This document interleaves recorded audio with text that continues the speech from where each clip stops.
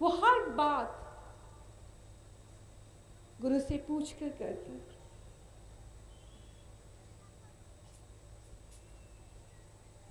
एक ऐसी ही गुरु जो अपने शिष्यों को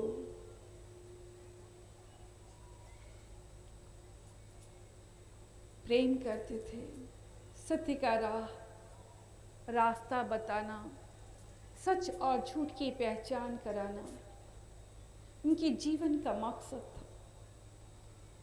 वो एक दिन प्रवचन कर रहे थे और देखा आसमान में बादल मंडरा रहे। उनका आश्रम किसी नदी के तट पर था। प्रवचन समाप्त करने के बाद गुरुजी ने कहा कि ऐसा लगता है जैसे बारिश आने वाली। कहीं ऐसा ना हो कि बारिश ज्यादा हो और बांध टूट जाए। हम चाहेंगे हमारे शिष्य मिट्टी खोदकर बांध ऊंचा बनाएं और मजबूत बनाने का प्रयास करें। गुरुजी ने हुक्म किया और जितने शिष्य थे सब तसला, फावड़ा और जरूरत के सामान लेकर पहुंच गए। मिट्टी खोद खोद कर सब बांध बना रहे हैं।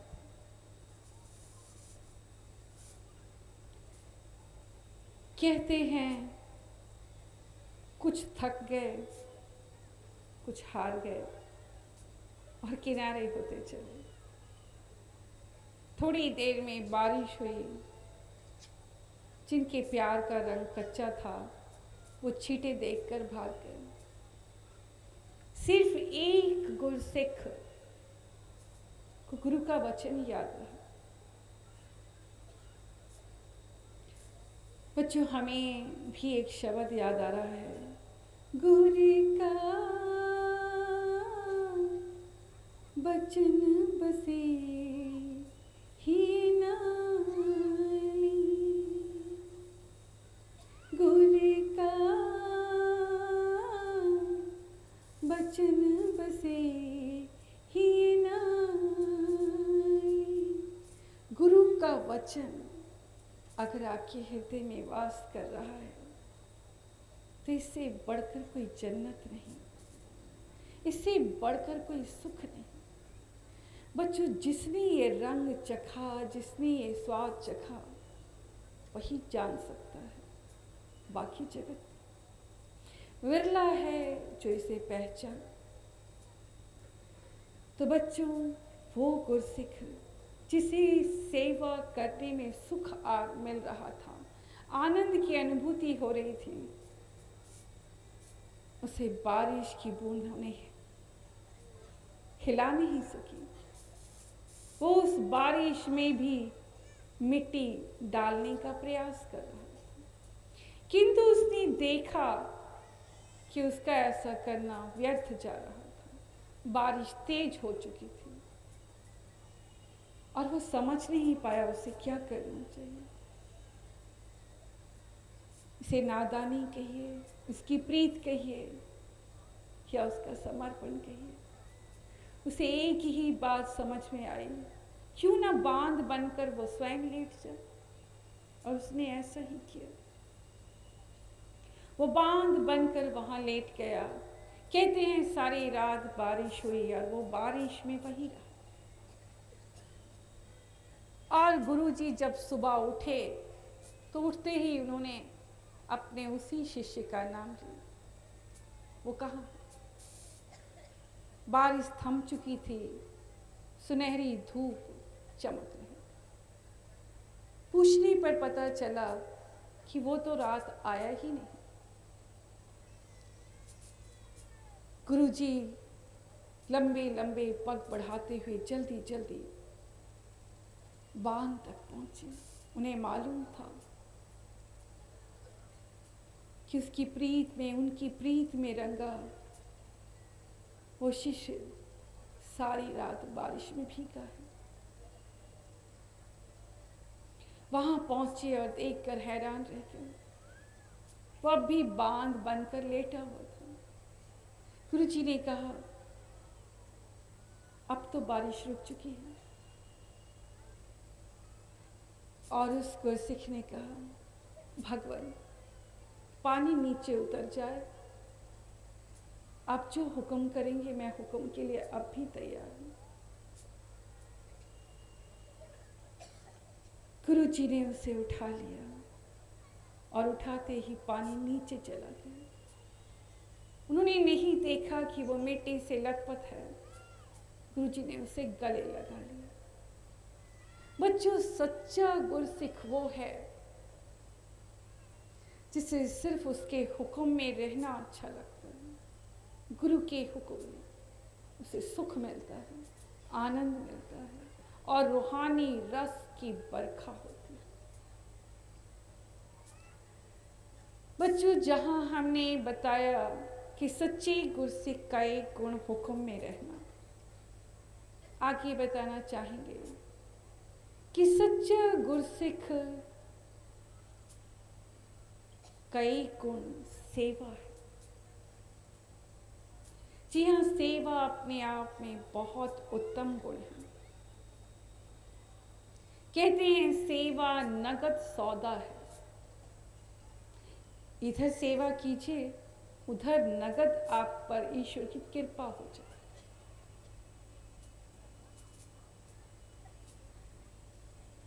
बच्चों, यहां भी कुछ ऐसे विरले लोग हुए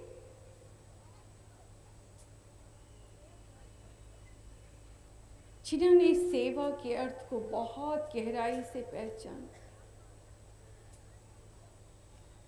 अब हम आपके सामने सच्ची गुरसिख की सेवा का नजरिया बताना चाहेंगे। ये सच है कि गुरसिख की एक सीढ़ी सेवा है और सेवा करके ही वो ऊपर चढ़ता है। धीरे धीरे अनुभव होता है और धीरे धीरे नजरिया, विचार और सोचने का तरीका बदलता है। ज्यों ज्यों सच सामने आता है, किंतु जब तक वो सच्चा गुरसिख बनता है, उसका नजरिया क्या हो जाता है, ये बताना चाहिए। गुरु गोविंद सिंह 10वें गुरु जाने गए। वो 10वें गुरु हुए। उन्हीं के समय की एक घटना है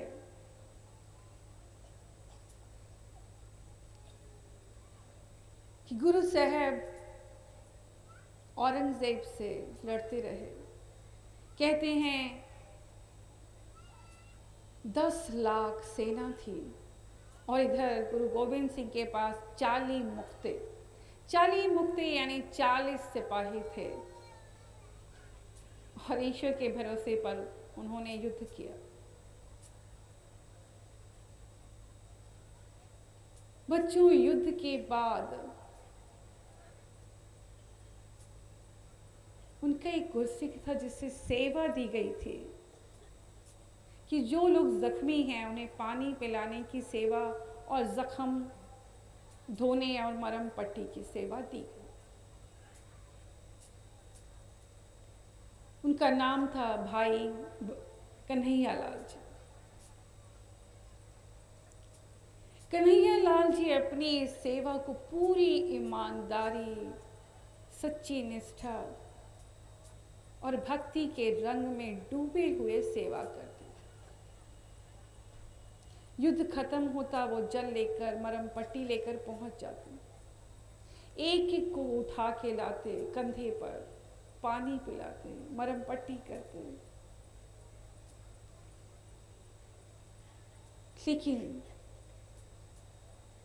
कुछ लोगों ने भाई कन्हैया लाल जी की शिकायत गुरु साहब तक पहुंचाई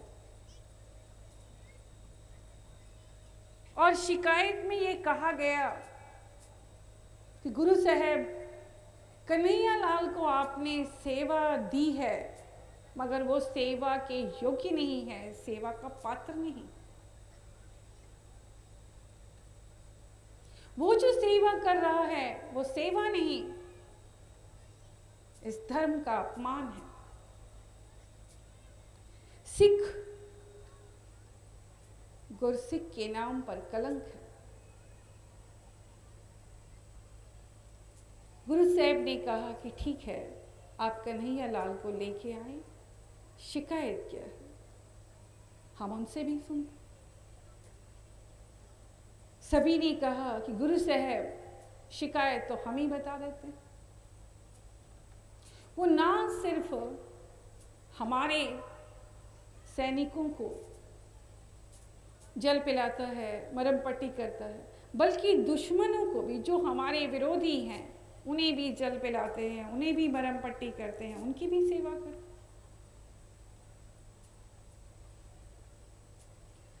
गुरु साहब शांत रहे और उन्होंने एक ही बात कही कि आप कन्हैया लाल जी को यहाँ लेकर। कन्हैया लाल जी तक पैगाम गया कि गुरु साहब के यहाँ हाजिरी देनी है। गुरु साहब ने बुलाया, कांपने, घबराने लगे, आंख से आंसू बहने लगे। पता नहीं कहाँ गुस्ताखी हो गई, कौन सी भूल हो गई जो आज गुरु साहब ने बुलाया है। उनके कदम आगे नहीं बढ़ रहे थे, डर के मारे उनका कंठ सूख रहा। डरते डरते किसी तरह वो गुरु साहब के सामने आंखें नीची किए, शरीर कांप रहा, हाथ जोड़े हुए खड़े हो गए।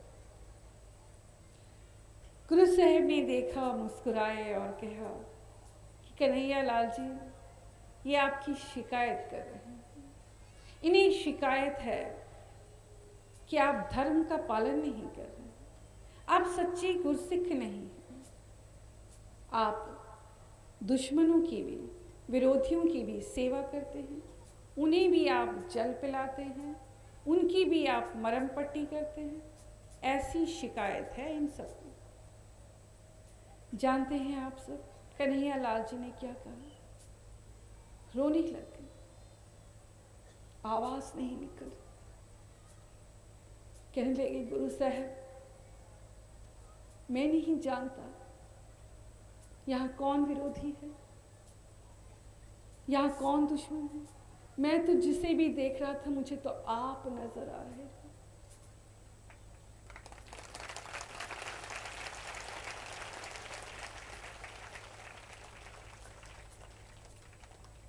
मुझे आप क्या ही चेहरा नजर आ रहा था। मैं जिस जीव को देखता था, तू ही नजर आ रहा था, और मैं तुझे ही पानी पिला रहा था, और मैं तेरी ही मरहम पट्टी कर रहा था। मैं नहीं जानता मुझसे कहाँ भूल हुई।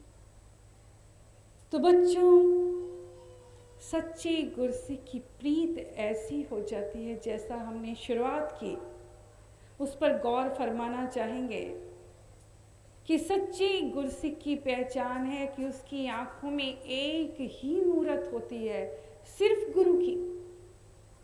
वो जहां देखता है, जिधर देखता है, उसे उधर ही गुरु नजर आता है। सब में राम नजर आता है, सब में उसी का नूर नजर आता है।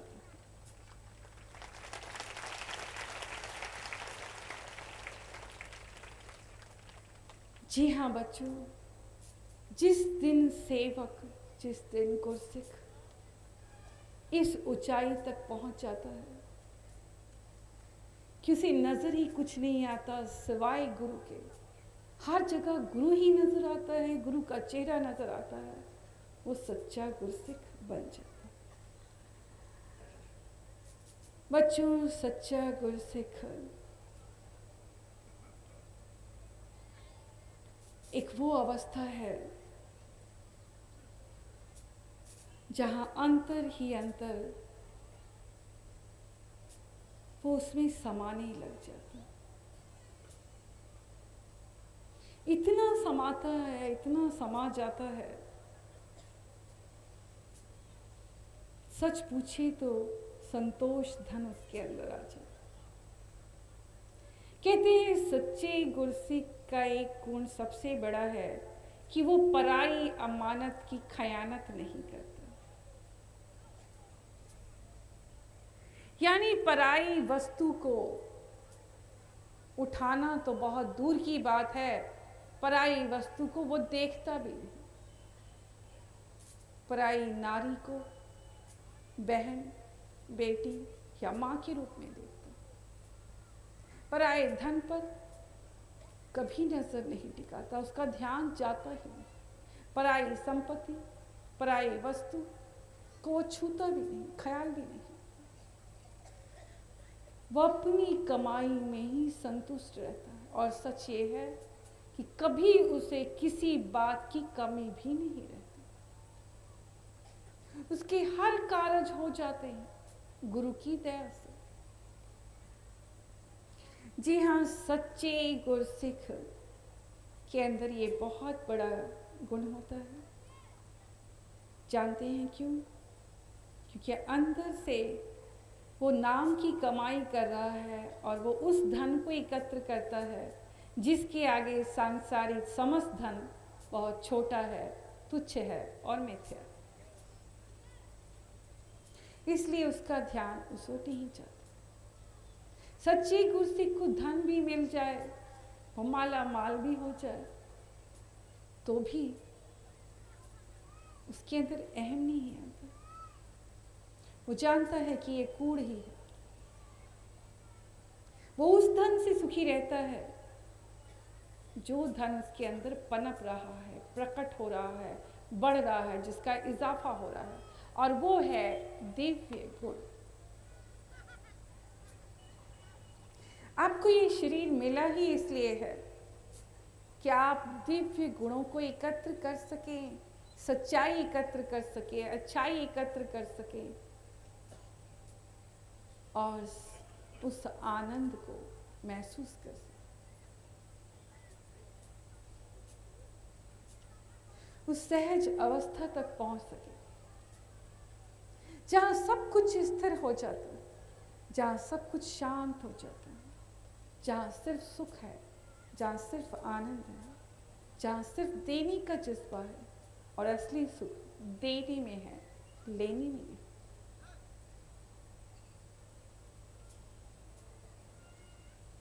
और सत्य ये है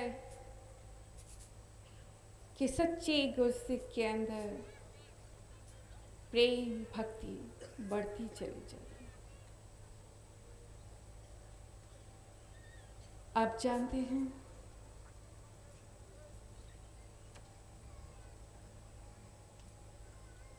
सच्चा प्रेम और भक्ति कैसी होती है? रामकृष्ण परमहंस से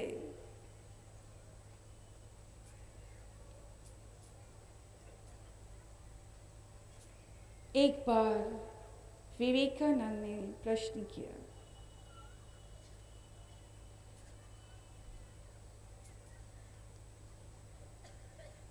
जिसे आप भक्ति कहते हैं वो कैसे की जा सकती?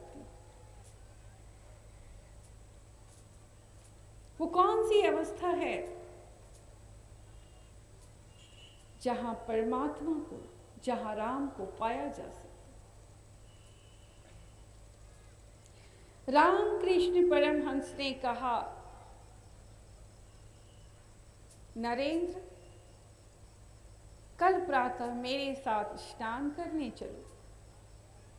हम गंगा का स्नान करेंगे, गंगा जल में स्नान करेंगे।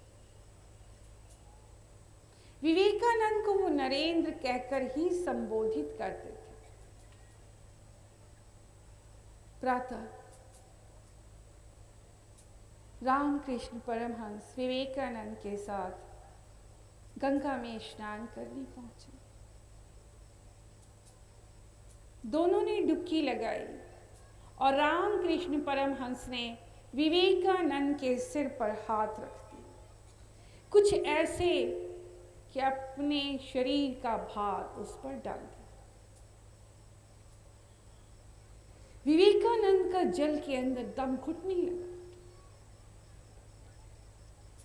छटपटाने लगा। उन्हें लगा उनकी सांस गुम हो जाएगी, सांस रुक जाएगी, वो मर जाएगी। वो बहुत चिल्लाए, बेचैन हुए, गुरुजी को आवाज लगाई। रामकृष्ण परमहंस ने हाथ उठा लिया। विवेकानंद हैरान थे कि रामकृष्ण परमहंस ने ये क्या किया, मगर शांत इसलिए थे कि उनका प्रश्न किया था और वो यहाँ लेकर आए थे। मगर उनकी आंखों में प्रश्न था और हैरत के अंदाज में उन्होंने विवेकानंद ने रामकृष्ण परमहंस को देखा।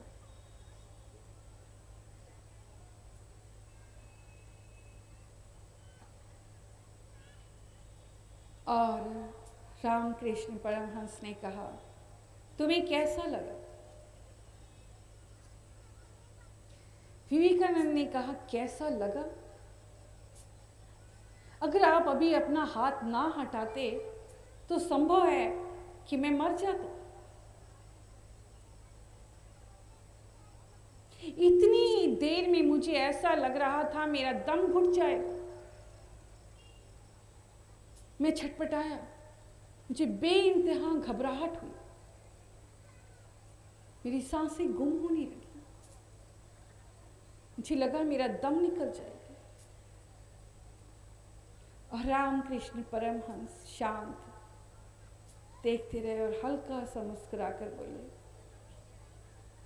जिस दिन ऐसी अवस्था तक पहुंच जाओगे, जिस दिन तुम्हें लगे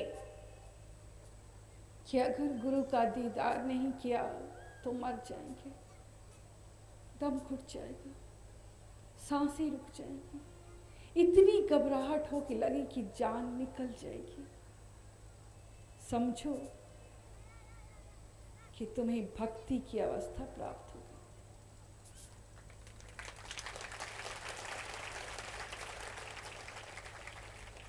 जी हाँ बच्चों, हर युग में गुरुओं ने शिष्यों को अपने तरीके से समझाया। जी हाँ, भक्ति ऐसी ही है जहाँ तड़प है, जहाँ बेचैनी है, जहाँ दीवानगी है, जहाँ छटपटाहट है। भक्ति के बाद ही वैराग की अवस्था आती है, जहाँ सच्चा गुरसिख सिर्फ रोता है, तड़पता है, मगर गुरु के हुक्म के बगैर वो आगे कदम नहीं बढ़ा पाता। जब तक वो ना बुलाए वो जा भी नहीं सकता, क्योंकि गुरु का ही हुक्म है कि मर्यादा में रहना है। सत्य का ये नियम है, मर्यादित आचरण करना। इसलिए सच्चा गुरसिख को ये इम्तिहान देना पड़ता है, दूर रहकर बिछोड़ा सहना पड़ता है। उसे गुरु की याद आती है, मगर उसे मजबूरी, उसे सामाजिक दायरे, सामाजिक मर्यादा में जीना पड़ता है। उसका उल्लंघन नहीं करना है बच्चों आपने। इसी को बिरहा कहा गया। तो बच्चों, आज आप सबके समक्ष हमें सच्चे गुरसिख के गुण बताए कि सच्चा गुरसिख कैसा होना चाहिए, सच्चा गुरसिख कैसा होता है, उसकी प्रीत कैसी होती है, वो कैसे गुरु को स्वीकार करता है, कैसे एक ही गुरु को अपना रब मान लेता है, उसका हो जाता है। ईश्वर एक ही है, इसलिए किसी को भी जो आपको अच्छा लगे उसे अपना मान लीजिए, उसे अपना गुरु मान लीजिए और उसके हो जाइए, मन, वचन और कर्म से। क्योंकि वो परमात्मा सबके घट में है, वो स्वयं परख रहा है, वो देख रहा है आपके भाव को, आपके विश्वास को, आपके भरोसे को, आपकी सच्चाई को, आपके समर्पण को, आपकी नजरों को, आपकी पूजा को, आपकी तड़प को। सच ये है, यही वो सच्चाई है जो आपको परमात्मा तक ले जाएगी। यही वो सच्चाई है जो सच्चे गुरसिख से आपको गुरु बना देगी। यही वो सच्चाई है जो आत्मा का परमात्मा से मिलन कराती है। धन्यवाद।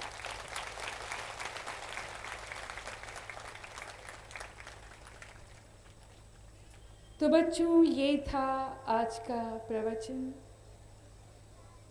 और अब हम आप सबको आशीर्वाद देना चाहेंगे। एक ऐसा आशीर्वाद जहां आपकी समस्त इच्छाएं,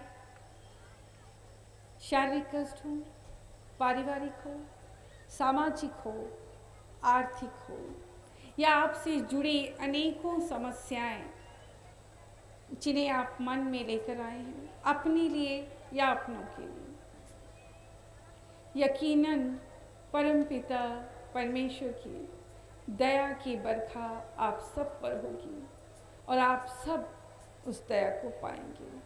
नमस्कार।